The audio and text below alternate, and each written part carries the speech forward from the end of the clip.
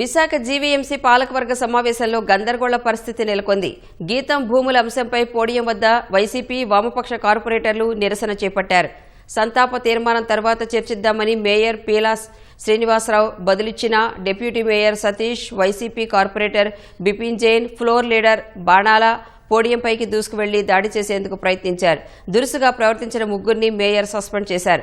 మాజీ మంత్రి బొత్స సత్యనారాయణ దగ్గరుండి మరీ తనపై దాడి చేయించారని మేయర్ పేలా శ్రీనివాసరావు అన్నారు. కౌన్సిల్ సమావేశంలో వైసీపీ వామపక్ష కార్పొరేటర్ల తీరుపై జనసేన కార్పొరేటర్ పీతల మూర్తి యాదవ్ మండిపడ్డారు.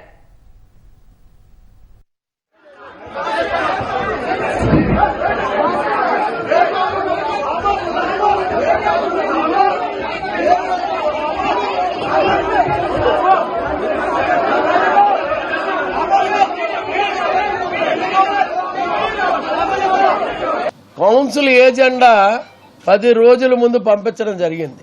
గీతం మీద మాట్లాడే విషయం మీద కానీ, కొంతమందికి ప్రమోషన్స్ కానీ, దాని విధానాన్ని మాట్లాడాక రెండోది మూడోది మేము మాట్లాడుతుంటాం.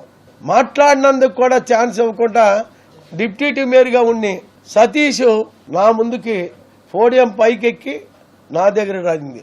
ఒక మైక్ చదువుతుంటే సెక్రటరీ గారు మైక్ నిరిసి ఎరగదీసి వాళ్ళు తొయ్యడం జరిగింది.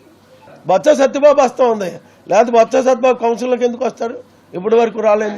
ముగ్గురు సభ్యుల మీద కూడా రూల్ ప్రకారంగా నిర్ణయం తీసుకొని సస్పెండ్ చేయడం జరిగింది. వాళ్ళు ఒకటే టార్గెట్ చేశారు, మేయర్ గారిని ఇబ్బంది పెట్టాలి, అంశాన్ని సబ్జెక్ట్ని ఇబ్బంది పెట్టాలి, సబ్జెక్ట్లో దమ్ముంటే డిస్కస్ చేయాలి.